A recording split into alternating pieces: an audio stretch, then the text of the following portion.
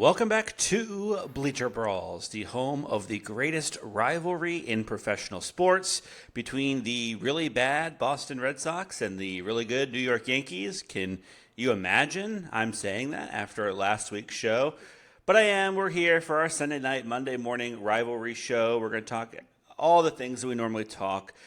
Red Sox, Yankees, Major League Baseball at large, anything on our minds. I have the normal Sunday night, Monday morning crew with me. My name is Pat. I'm here with John and Luke and Derek, and we're going to jump right into it.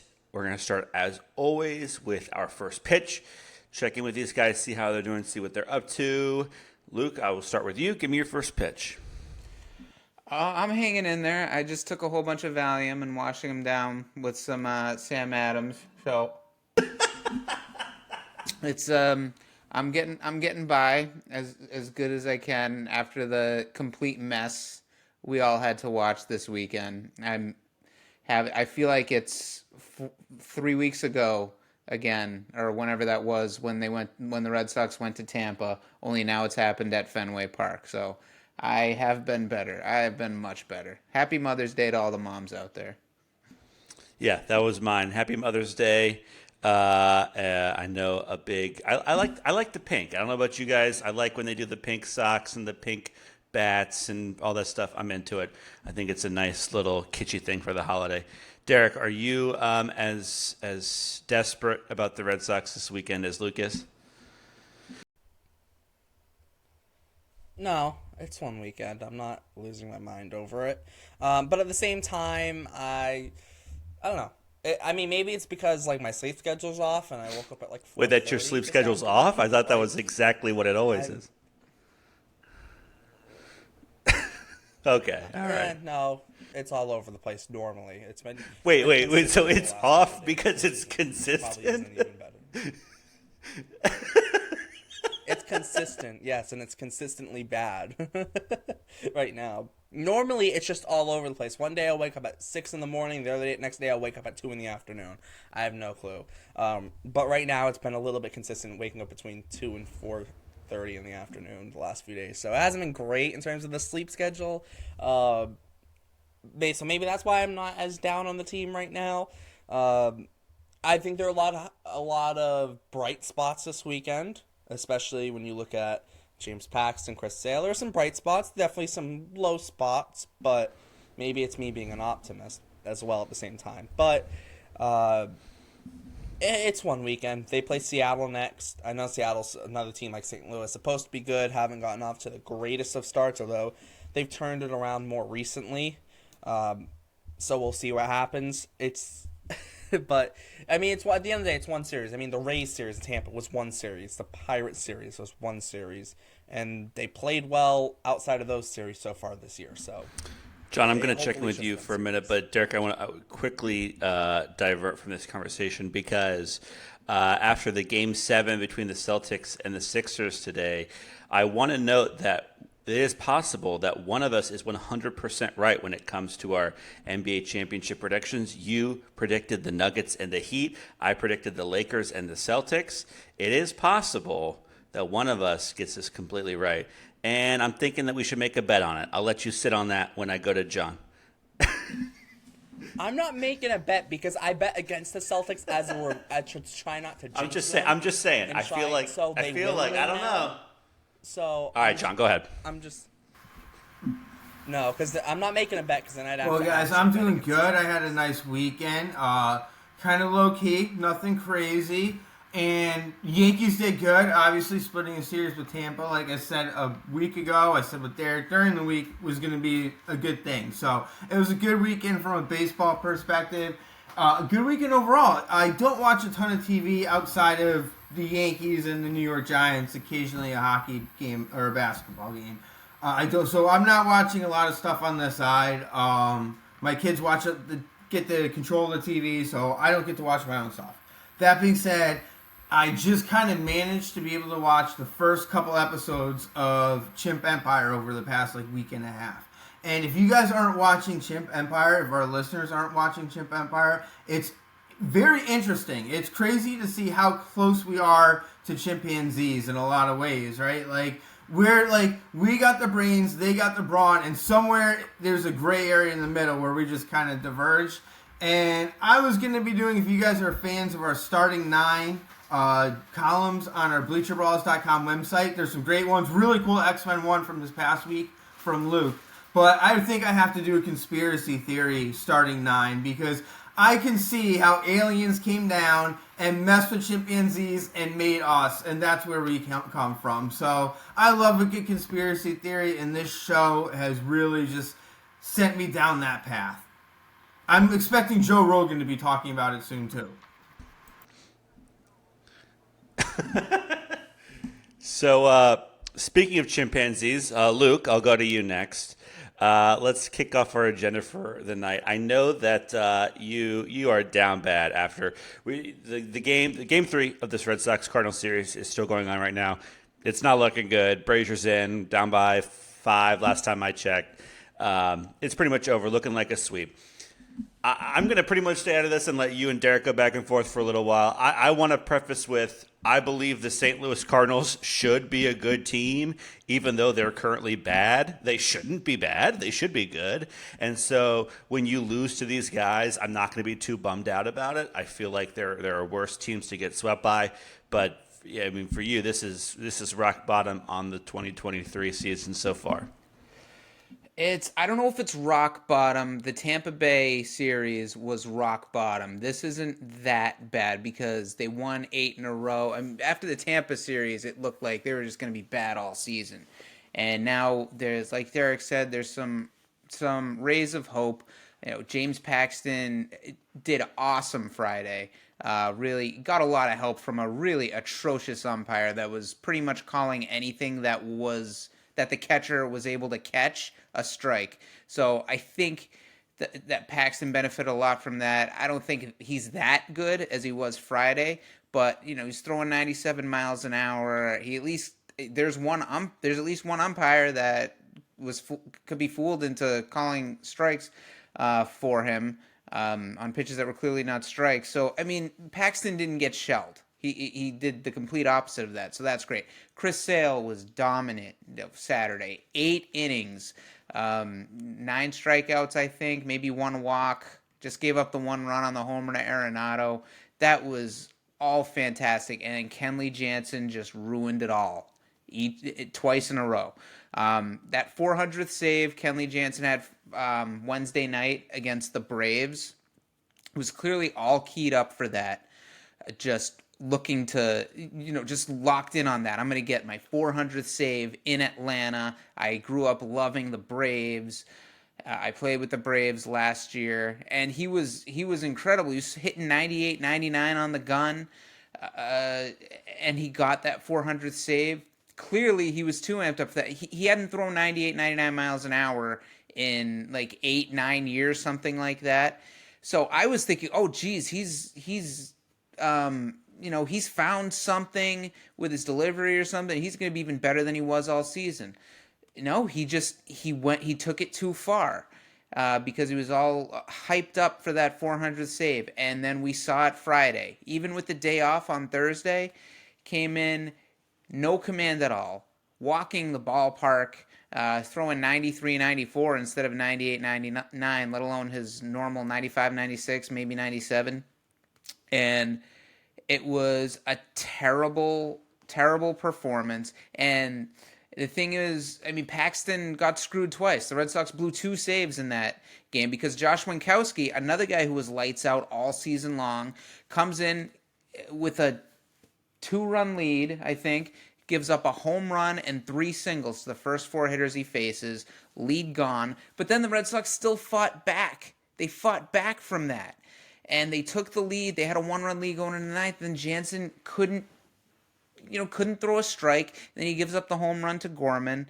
Absolutely awful. It was only his 2nd blown save of the year. But the thing is, the Saturday blown save, that's entirely on Alex Cora, in my opinion. That was an awful move to bring Kenley Jansen in for the save, even with the 2-run lead instead of the 1-run lead. Jansen did not belong out there. Clearly, he did too much on Wednesday. He was throwing too hard on Wednesday. He was gassed on Friday. He needed at least a day off after Friday. But they have the 2-run lead. Cora brings him in again. I understand wanting to let your guy get back on the horse again, but there was a game in the balance, an important game because the series is on the line because you lost the first game of the series. You have Chris Martin, you have John Schreiber in the bullpen ready to come in there, and they're more than capable of getting those last 3 outs. And he goes to Jansen again, more of the same. He can't find the plate, walks the first guy on 4 pitches. Then these pitch clock violations, which a lot of people are blaming the pitch clock violations because it's a vague rule or whatever. Look, once it happens once, you walk up, you ask the umpire what you did wrong, and you don't fall for it again. So that's on Jansen too.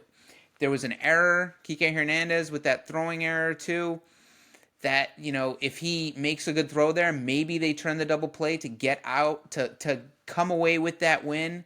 He didn't do it, but he should have never been in that situation to begin with. Kenley Jansen, again, Nolan Gorman gets him for a big hit, a double. There was no reason that Kenley should have been out there. That's on Alex Cora, and there's no reason Kike Hernandez should have been in the position where he needed to make a perfect throw right there on a bang-bang play. The guy might have been safe anyway. I'm not going to expect Kike Hernandez to eat the ball there. No, he's not a loser. He's trying to win the game. So he's going to make the throw to try and get him out, and it didn't work out. Nothing worked out well. Tonight they're losing. They just got looks like they might have just gotten a little closer. It's 6-3 now. Unless this is going to get overturned as a foul ball on this home run Emmanuel Valdez just hit. But look, I know Jansen's going to get over it. I know he's going to move on from that. He's a professional. He's 35. He's not 39. But this really stings. And they should be 24-16 right now, looking to sweep the Cardinals. Instead, they're 22-18, looking to avoid a sweep at home. It happened with Pittsburgh earlier in the season. Nobody knew how good Pittsburgh was. Turns out Pittsburgh is really good. Now it's happening to the Cardinals. The Cardinals may be better than their record says, but they were 13-25 when they came into Fenway Park, and now they're about to sweep the Red Sox. It's atrocious. It's a huge step back. I got to see all the trolls on Twitter again. Chaim Bloom. It's all Chaim Bloom's fault. All of a sudden, It is Chaim Bloom's fault that they soon to be in last place Red Sox are in the situation they're in. No, it's not. No. So, Derek, I'll let you go, but I want to comment on that very quickly, which is... And this home run is a foul ball, by the way. It's getting called back. It's still 6-1. Great. Kenley stunk on Friday, no doubt about it. Luke blames this one on Cora, says he didn't have it on Friday. He shouldn't have been pitching on Saturday. If you have Martin, you have Schreiber in the bullpen. My opinion, you sign the perennial all-star closer to close out pretty much any time there's a save situation, even if he stunk the night before, especially if you've been lights out all year long. Your thoughts on that blown save and the many blown saves over the weekend? I agree with the premise of bringing Kenley in on the idea of, even though he had a bad night, bring him in. The only thing I don't like about bringing him in was, yes, the night before he struggled, which it's one thing to struggle as a pitcher. It's a different thing when you throw 22 pitches as a relief pitcher and struggle. There's a difference between being a relief pitcher, giving up, throwing 12, 13 pitches, you get yanked after 3 hitters, and that's it. Kenley Jansen, that didn't happen to Kenley. He threw 22 pitches. All right, you're getting yanked. And remember, 2 days earlier, he threw 15 pitches, so now you're going to ask him to pitch a third time in 4 days. That's when it gets a little, especially coming off a rough performance, that's when it gets a little iffy. However, I would have went with Chris Martin, but at the same time, I'm not upset at bringing Jansen in. I think they weren't even pitch clock violations. Technically, they weren't because it wasn't because of the pitch clock where the hitter, I guess, wasn't ready for the pitch, so Jansen couldn't throw it, and because he tried to start his motion before the hitter was ready, it got called a ball before he even delivered the pitch. Which, I mean, if the hitters, that's the Cardinals gaming the pitch clock. I mean, they're allowed to do that. Is it annoying? Yes, they're allowed to do it. The second one I didn't think was a pitch clock violation at all, or any violation. The first one I could see maybe. The second one I didn't think so. But overall, it was a weird weekend. And the Cardinals, like, yeah, they've had a rough start to the year, but heading into the series against Boston, they had won 3 of their last 4.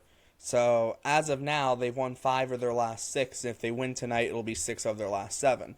This is not a Cardinals. This Cardinals team had some really, really, really big struggles earlier this year, and they had struggles winning the first game of the series. Their first 11 series of the season, they didn't win the first game.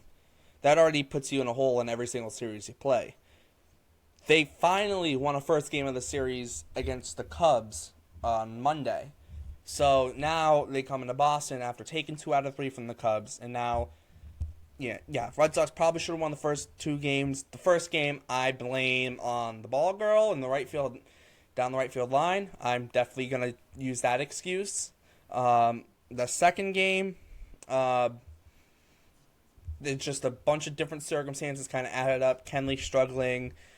Justin Turner playing first base instead of Tristan Casas, because I think Casas comes up with that ball at first base, which at the very least keeps it a 3-3 game, at the very least, if not turns the double play to get out of the game. But even if you want to say the runner would have been safe, keeps it at 3-3, right? So there are a bunch of different factors came into that second game. Sale was really good. I think that was a really nice bright spot to see. Really, really good, dominant, like Luke said. James Paxton, the one thing I took away from James Paxton's start wasn't the fact that he went, 5 innings, only giving up 2 runs. It was the fact he was still able to go 5 innings and only giving up 2 while having command issues with his secondary pitches. The fastball was on. The curveball and the cutter wasn't. And he was still able to get through 5, only giving up 2 runs. When he gets that command, when he's got the command for all of his pitches going at once, I think you can see a James Paxton that can be a very, very solid contributor in the Red Sox rotation. Because we saw it last night. I mean, not last night. Friday night. Paxton has been.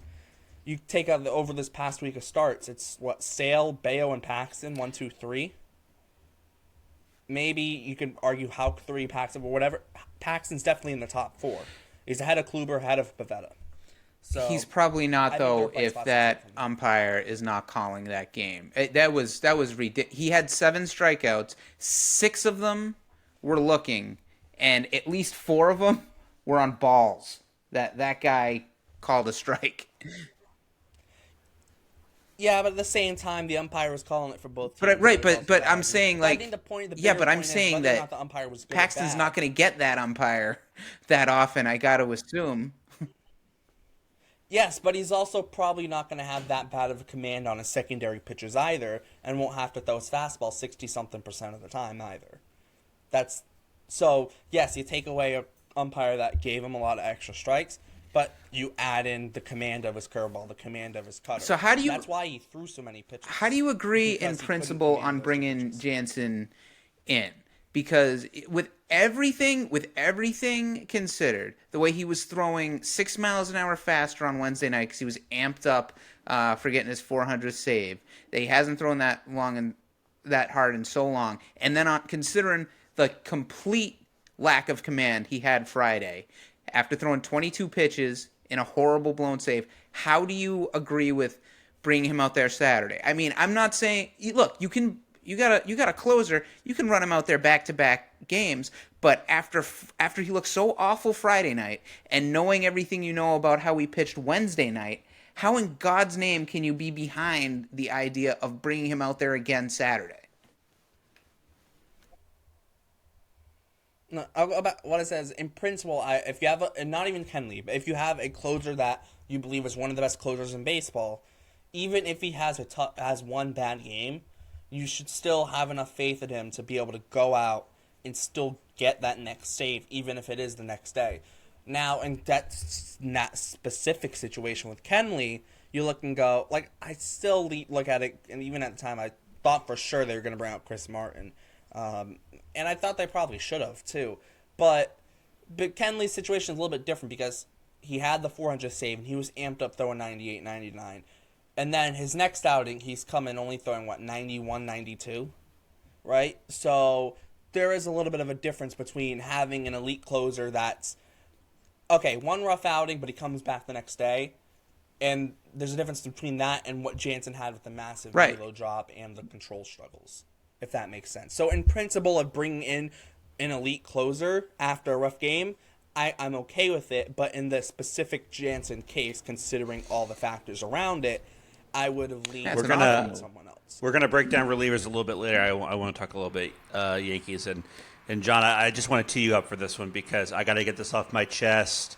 Kike Hernandez is easily the worst defensive shortstop in all of baseball. Yeah, I agree with that. He's really not showing much leadership at being able to take over that position.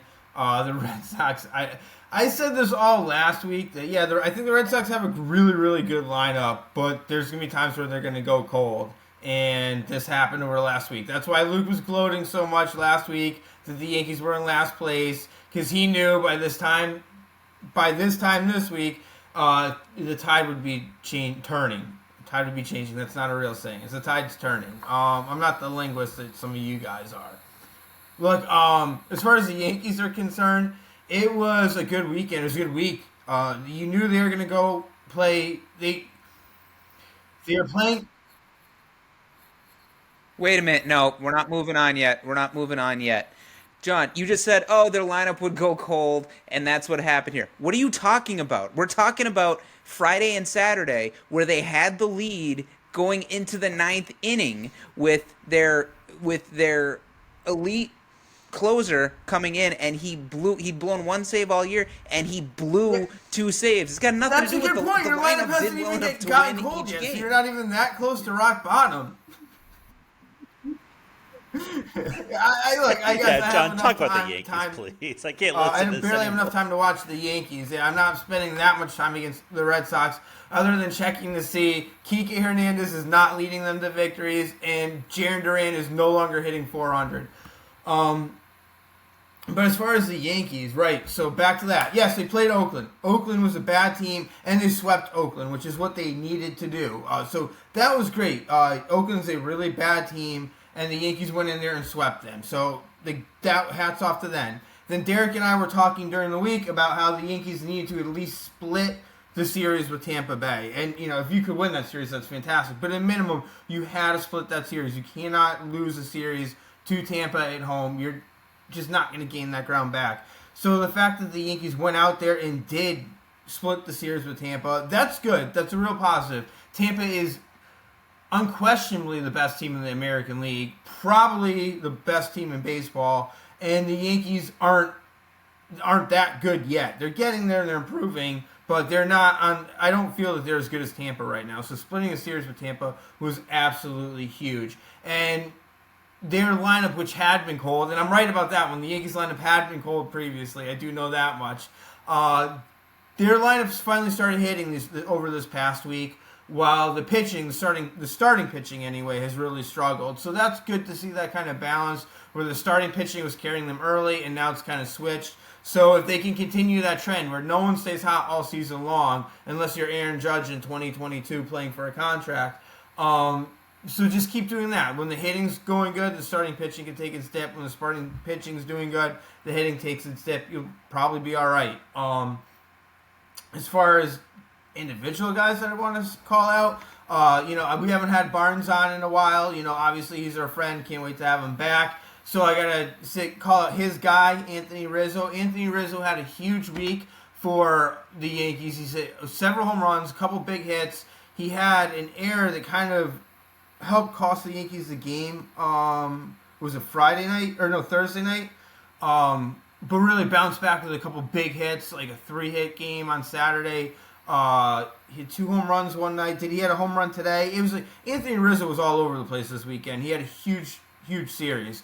Anthony Volpe over the past week, man, this kid, couple home runs, which he wasn't expected to have much power. He had a couple home runs, including a grand slam, and they're coming in big moments. Today, he hit a 2-run home run when they needed it. And then Harrison Bader coming back. Like, this guy has been a spark plug. He's everything. When the Yankees got Josh Donaldson and they wanted that, extra, oomph to the team, that extra fire, Harrison Bader's been everything that they wanted out of Josh Donaldson. So that's great that they finally got that part of it right. Just Donaldson's been amazing, and he's clutch, man. Donaldson is really, really, Bader is really, really clutch. Donaldson's trash. Bader's a clutch, though. I like Bader. Torres had a pretty decent game this week. Or Oswaldo Cabrera, kind of finally shedding that slump that he really was dug himself in a hole earlier in the season. He seems to be coming out of it and gaining his confidence and putting the ball in play and getting some hits. And then Aaron Judge is back. He came back from his injury, had a 2-home run game.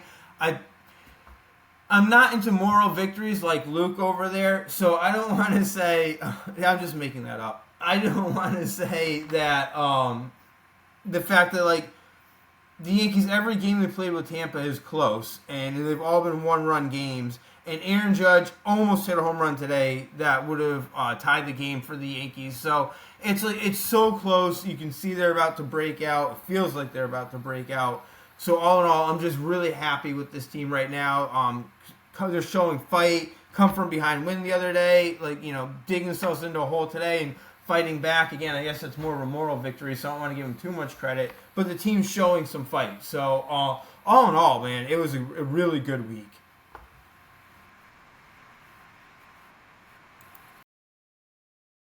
Yeah, go ahead.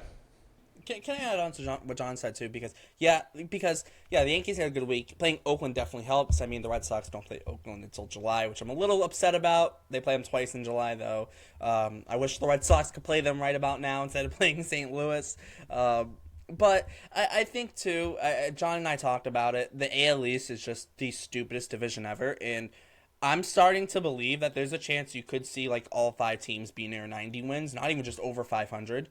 You might even see all 5 teams near 90 wins. And if one of those teams misses the playoffs, which one team would be forced to, that's just the most unfair thing ever. But it just would end up being. And there's a chance one of those teams could be the Red Sox or the Yankees, right? Where you might win 90 games and you still might miss the postseason because you still might finish last place in your division. I still think, though, even though the Red Sox are in last, I mean, I don't know. I know when the Yankees were in last place, they had a better record than the Twins, who are leading the AL Central. I don't know if it's the same now with the Red Sox, if they have a better record than the Twins. I think they do. But, that's still outrageous. You put the Red Sox in the AL Central, they'd be in first place. That's stupid, right? I think that this is the problem we're going to have all year, whether it's with the Red Sox or the Yankees or for any other fan base in the AL East, where even if you're in last place, you're still a really good team. You might have a little bit of a rough stretch. The Yankees had their little kind of rough run a couple weeks ago, especially without Judge. It was a little bit rough when they first lost him. But now they're kind of getting out of it a little bit. But it's still, they're still, 5 games over 500 or something like that. The Red Sox, even though they're struggling, they're still, 4 games over 500 right now. The AL East and the fact of being a last-place team in the AL East is the most, far-fetched idea ever because, might be in last place, but you're still only, a game out of a playoff spot. It's so early. I think I told John this, where it's so early in the year. Being first, second, third, fourth, fifth in this division doesn't mean anything until we get to September. It literally doesn't because it's probably going to be first, second, third, and fourth in the wild card standings. So second through fifth in this division. It's a little. So here's a question I want to ask the panel because the Yankees were kicking the can down the road until Aaron Judge came back.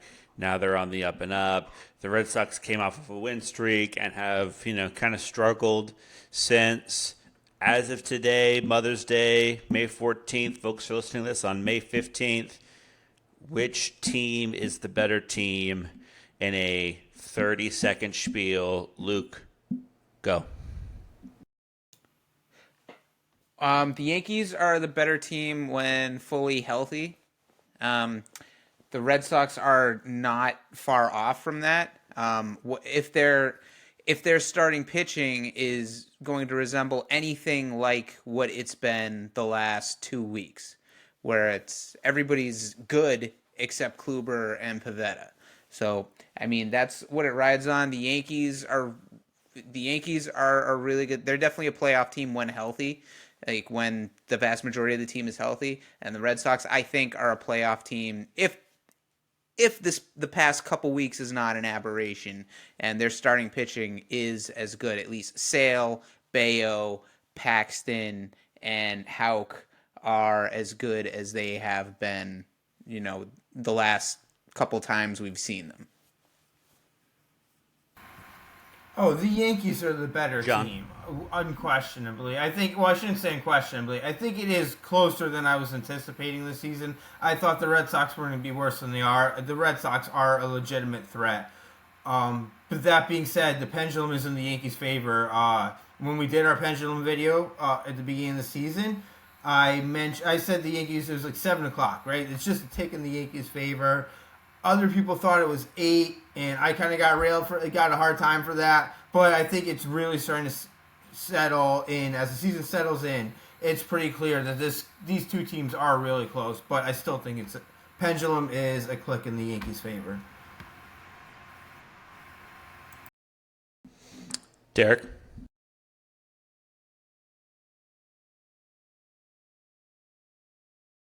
I'm sorry, I just read something. I saw the Cincinnati Reds are calling up top infield prospect, and I thought it was going to be Ellie De La Cruz, but it's not. All right.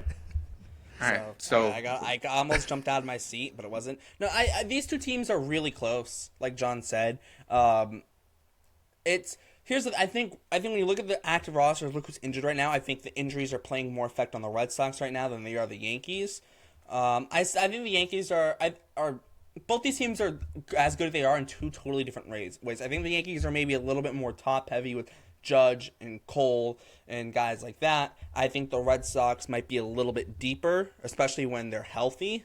In terms of bottom of the order, who am I going to trust right now? If you're looking at 7, 8, 9 in the order, I'll take the Red Sox 7, 8, 9 over the Yankees 7, 8, 9. But you start looking, 2, 3, 4. I might take the Yankees 2, 3, 4 over the Red Sox 2, 3, 4 if everyone's healthy. Yankees rotation, I'd take the top end of the rotation over the Red Sox top end.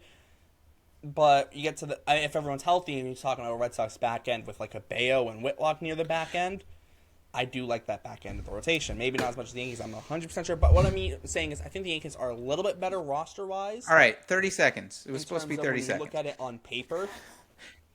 But when you start to break the teams down, they're so very different. I think it's hard to compare the two. All right, so here's what we're going to do. But I think on paper, We are going to, because I think this weekend has brought up a lot of, at least on the Red Sox perspective, a lot of interesting questions about the bullpen construction, relievers. I know the Yankees have been going through this, what is Clay Holmes, questions like that, right? So here's what we're going to do. I'm going to have Luke and John both 1 through 8 rank how much they trust the guys in their bullpen. I'm assuming number 1's the guy they trust the most, number 8 the guy they trust the least, right? And then after each guy has gone, Derek is going to give their power rankings a letter grade. So John, you're stunk. You got a D-. You get the idea.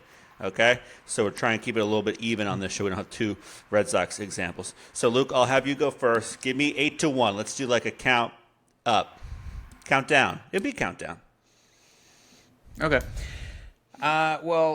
Number 8 is the guy that's in right now, and this is good news. Ryan Brazier got brought in the 6th inning. Well, the Red Sox were down 4-1 with the bases loaded. It's now 7-1, and he's still in there. So I'm hopeful that they're just letting him throw his arm out because he's going to be DFA'd once Cutter Crawford comes off the IL in a couple days. 4 innings today. Throw 4 innings. Anyway, go ahead. Right. I mean, and I think he just gave up a 2-run homer as well. Yes. So it's I think he's on his way out. So that's the only good thing I can say about Ryan Brazier. Nothing whatsoever has impressed me about him for about 5 years now, other than his talent for survival somehow staying on the roster. There was like a 2-week stretch in September of 2021 where he was the best pitcher on the planet. He was untouchable, and he was like my favorite guy going into the playoffs that year. Anyway, go ahead. Yeah, he can tilt his head right on out of here. Number 7, I'm going to go with Richard Blyer. I think Richard Blyer sucks. He has not looked impressive to me anytime he was out there. He came in went the real rock bottom, that 4-game sweep in Tampa. He came in with 2 outs, I think, to get a lefty out. He ended up giving up 6 runs, I think, in that inning. So I've not been impressed with him one bit. And he was the only lefty in the bullpen for quite a while. Cutter Crawford, I got as number 6, which I think is a testament to how good I think this bullpen really is now. When he's off the IL, which will be this week, I love him as a long reliever. I like him as a middle reliever that could be in a setup role if the bullpen is short. I think he's going to be a good starting pitcher at some point in his career in the next couple of years. Number 5, I'm going with Brennan Bernardino. Seems like a competent lefty so far. He's done pretty well, all in all.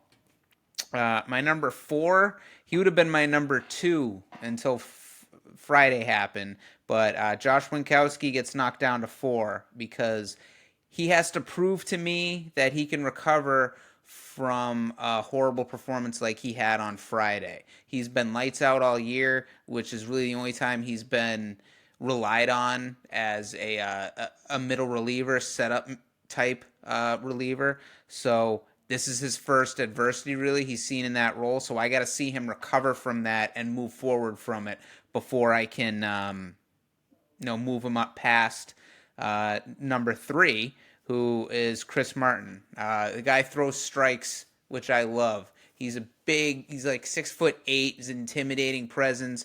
I think that kind of throws hitters off about him, and he doesn't walk guys, which I love. So Chris Martin's number 3. Number 2 is my guy, John Schreiber. I consider him the captain of that bullpen. He's the best fireman they have. I think he's the best setup man that they have. And my number 1 is still Kenley Jansen. I mean, he's been doing this for a long time. He's a pro. He's still a great closer once he moves on from this. But this is only the second time in his career he's ever blown back-to-back saves. And so the last time was years ago. So I still trust him. I could kill him right now for bringing all that heat in Atlanta, knowing what it cost him on Friday and ended up costing us on Saturday. But, he's still obviously the best reliever they have there. So he's got to take the number 1 ranking. Derek, give Luke's power rankings a letter grade.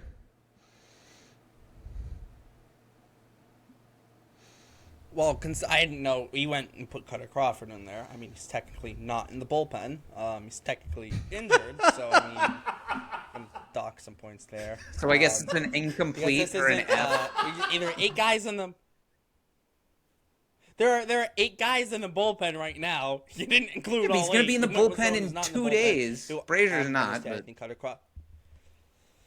I think he ends up in the rotation by the time the year's done. But I will say this: Kenley, I still agree with being number 1.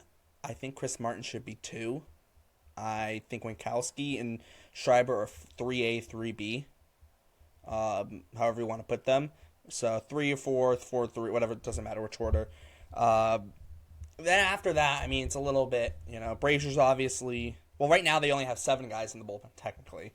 And Crawford's coming back, so there was Brazier's nothing wrong with me 7. putting Crawford in there. 6. All right, the letter grade Joel is coming back too. So you're getting a B+. It's It's freaking ridiculous. I am not going to be judged graded by this person. Absolutely You get a not. B+. You get a B+. John, give me your Yankees Eric's not going to be happy with bullpen me power either. rankings. I'm just letting you know right now in advance.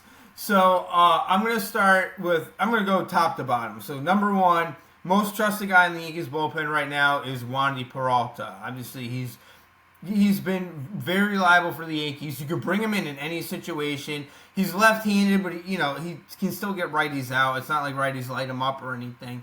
So Wandy Peralta right now, my number 1 most trusted arm in the Yankees bullpen.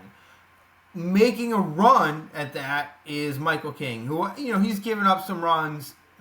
The Yankees bullpen it started off really hot this season. It was inevitably guys were going to start giving up runs. But Michael King, all in all, he's a really good arm out of the bullpen. He normally pitches pretty well under pressure, and the fact that I think he has 2 saves for the Yankees already, so they haven't been afraid to kind of try him out. And yes, 2 saves for Michael King. So they tried him out in that in closing out games, and I can see him being the Yankees closer because you don't really want to put Wandy Peralta there because I said he's kind of a jack of all trades. You can pitch him when you need to. I think Michael King might be the Yankees' answer as far as a closer is concerned. So he's number 2. Number 3 for the Yankees is maybe a bit of a surprise. I'm surprised I'm even saying it. Is Ian Hamilton. Ian Hamilton has pitched really, really well for the Yankees. I had no idea who this guy was. He's actually from Dover, New Hampshire, which is cool. That's good to know. Somewhat local kid, and or at least local in a sense of Bleacher Brawls, being that we're Yankees and Red Sox fans, and he's up in Dover, New Hampshire. But anyway, Okay, I was gonna say that is way too much of a stretch. yeah, to call no, New I just Hampshire mean local for as a far as Yankee. Bleacher Brawls is concerned. Considering it started in Manchester, New Hampshire, I feel like Dover is somewhat local for Bleacher Brawls. But Ian Hamilton is my number 3 guy in the Yankees bullpen. This guy has been good. I had no idea who he was when he came to the Yankees this season, and he has impressed me. Number 4 is Ron Marinaccio, a Jersey kid, grew up a Yankees fan. Obviously, Yankee fans really like this guy, and he's pitched well. He's right-handed, but lefties really struggle against him, so he's kind of considered a second lefty arm out of the bullpen for the Yankees. They have not been afraid to deploy him in pressure situations where he's pitched really well. A good amount of strikeouts for Marinaccio, it feels like, too. I'm just saying that off the top of my head. I might be wrong, but yeah, 22 strikeouts in 17 innings. Yeah, I mean, he's been really good. So that's the top tier of the Yankees bullpen. Those are your top 4 guys. And so as I list 5 through 8, I don't want these guys to really... There's a gap there between 4 and 5. When 5 for me right now is Jimmy Cordero, who is actually, again, another guy in the Yankees bullpen, maybe not that well known, but has pitched well in the role they've given him. 7 is Clay Holmes, because Clay Holmes has not found what he had at the beginning of last season. It's just gone. The Red Sox did not break him, Luke. I see it. You're about to say it. It didn't happen. But Clay Holmes has struggled, and even yesterday when he came in the game, and it was a close game, I'm like, oh, God, like, Clay Holmes is pitching. I literally couldn't watch. I just had to follow my phone. Like, I cannot watch Clay Holmes pitch. It just gives me too much anxiety. He just isn't what we saw him be at one point. He can come out and have really good outings. He can, but he also can have really bad outings, and you just never know what you're getting with the guy. So he's number 6. How did you feel about Clay Holmes before he got Verdugo'd last year? How did you feel when Clay Holmes was coming out of the bullpen before? Yeah, see, Verdugo that had got nothing to him do for with that walk-off anything, hit last because season? what really happened was we rated him higher than he should have been in the tier list, and he started struggling then, and a couple nights later, before he started Verdugo. struggling. He started struggling before then. Verdugo. So do you even no? You know who really got broke? Aaron Hicks broke Chris Sale last year, Luke. That actually happened, right? Clay Holmes was not done for the season after facing Alex Verdugo. Chris Sale was done for the season after facing Aaron Hicks, of all people, Aaron Hicks. So anyway, True. number 7 is That's Nick true. Ramirez. I'm not yelling.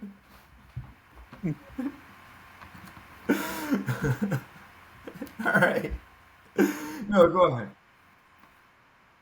Yeah, number 7 is Nick Ramirez. We have more, right? Finish the list. The 40-man roster.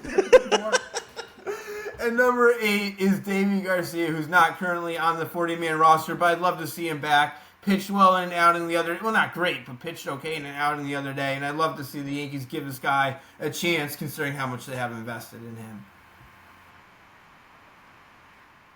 So he just picked a guy who's not on the 40 not on man. the 25 man. So if he gets a better grade than me, they're both on the 40 man. So not he on gets the a 26 D minus. man. All right, I'm sorry. I don't think 26 clearly. I'm a father. Not on the 26 Three. man. On the 26 man. Because John knows Albert Abreu He's Ryan is Weber. not great, and Ryan Weber is basically just like a can of dog crap. So exactly the point. Red Sox fans had to deal with him in 2020. Never again. Oh my God, I forgot about him until you said John, that. you said I would I like just had this. I was like, oh my God, that's right. yeah, Anyway, he's go on ahead. the Yankees now. Oh He's my in a God, mop-up I missed role. that. Yikes. Yeah, yeah. Yeah, can Yeah, you pitch he's the against the Brazier. Red Sox in June? For my birthday's June 16th. The Red Sox play the Yankees on June 16th. For my birthday, the Yankees should have to start him, and he has to pitch 5 Anyway, innings. give him his rating. His That should be is my grade. birthday present, okay? John said I wouldn't like this. If I had Wandy Peralta 1, I had Michael King 2, I had Ian Hamilton 3. So I agree with the top 3. Who'd you have 4? You had Marinaccio 4.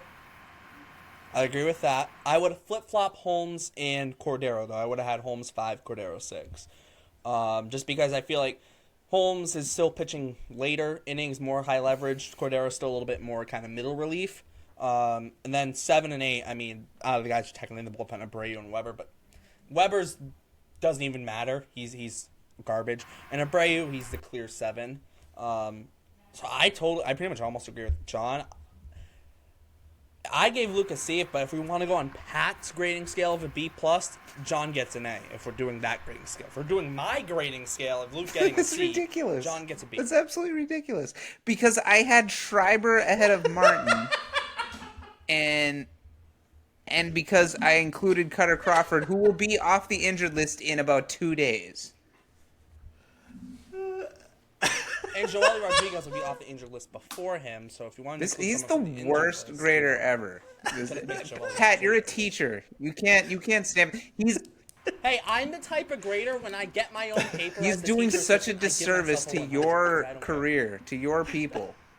I want him to be sanctioned by whatever teachers union represents you. And to sum up, so Clay Holmes was one could say Clay Holmes was fully intact until Alex Verdugo came along, and after that he was no longer completely intact. So It's called coincidence. It's not called hitting a ball off his finger and literally breaking a man. It's called coincidence.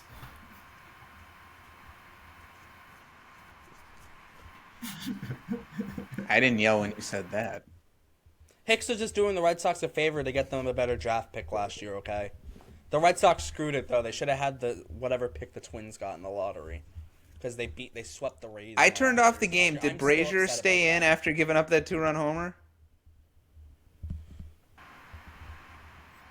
Yes, he's gone. He's gone. So, yeah. Although Jordan Hicks. That's how Ryan Weber left. Actually, he left Boston. He gave up like 10 runs in a relief appearance, and the next day he got DFA'd.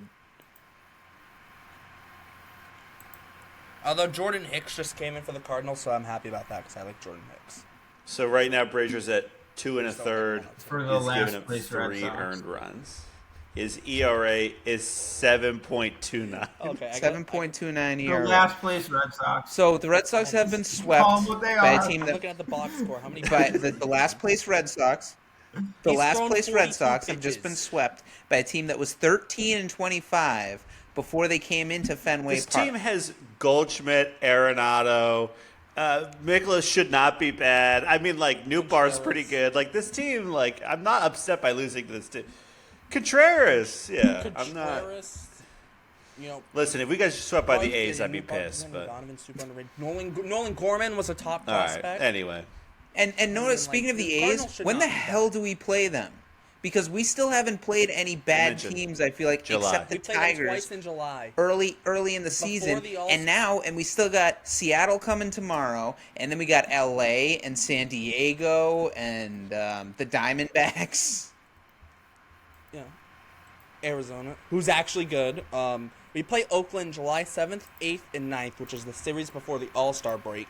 And then the week after the All-Star break, we go out to Oakland and play them again July 17th, 18th, and 19th. 3-3. Anyway, let's wrap it, guys. That was I don't know if fun is a word I No, would use. it It's a wasn't word fun. you could use. My voice Nothing But I'm about not it was gonna. fun. I'm not gonna. It's been real. It's been fun, but it hasn't been real fun.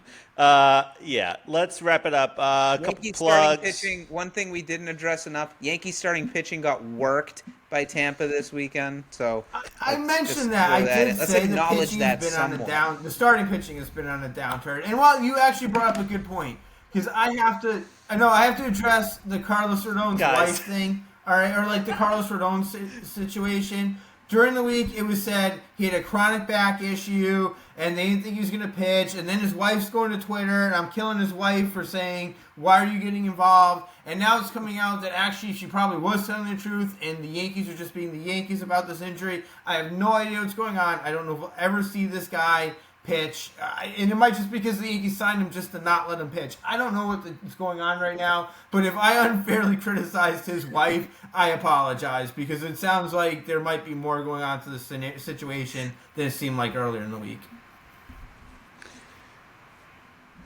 But it was funny because someone said something. It was a response to something on Twitter. Well, what was whatever reporter, probably what's his name, Heyman, Cashman's boy, I think said, yeah, he has chronic back issues, and I think his wife was responding to that, saying like, and like he's not going to be starting anytime soon, and I think she responded to that saying like, that's not true. I see him in the gym every day. He's not hurt, but it's like someone saying like, yeah, he's not going to be running a marathon anytime soon, and then someone chimes in like, that's not true. I see him walk up and down steps all the time. It's like, just because you're at the gym every day, I can go to the gym and do the elliptical for 8 minutes. That doesn't mean that I'm about to be a starting pitcher in the major leagues again. So both things can be true. He could be hitting the gym like crazy, but in no position to be pitching. Yeah, the report was that the Yankees, the report was that there were rumors inside the Yankees that there are people concerned that he might not be able to pitch this year. That people in the Yankees... And you're going to hear about all these things and more on the Yankees episode on Tuesday. It's other things we can plug. I have my ranking Simpsons episodes, baseball episodes of The Simpsons coming out on BleacherBrawls.com tomorrow. There are 5 different baseball-themed episodes of The Simpsons. I watched them all last week. It's a lot of fun. Derrik, the YouTube channel, what can you plug there?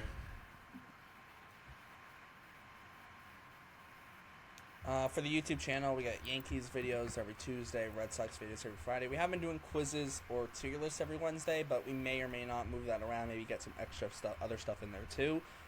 We'll see where it goes. We have, we've recently moved to Riverside, so we're still working some things out with that. So Wednesday videos may stay the same, they may change, we may just add more things into that. I think that Valium's starting to kick in. But it'll be fun anyways. Riverside, the thing that has just picked up John's fan this entire episode.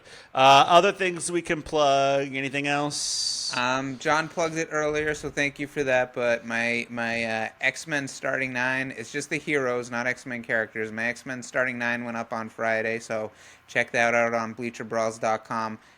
Unless you're a fan of Cyclops, you may not want to check it out. And I may finally be writing about baseball on BleacherBrawls.com, which hasn't happened. It's only happened like 2 months this year. So Twitter, at Bleacher Brawl, TikTok, Bleacher Brawls, all the places you can find things, you can find us. All of our individual Twitter descriptions, or Twitter names, whatever I'm trying to say, are in the description of this. Wherever you're listening to this, rate us 5 stars, leave us a nice review, hit subscribe. We got stuff 3 days a week.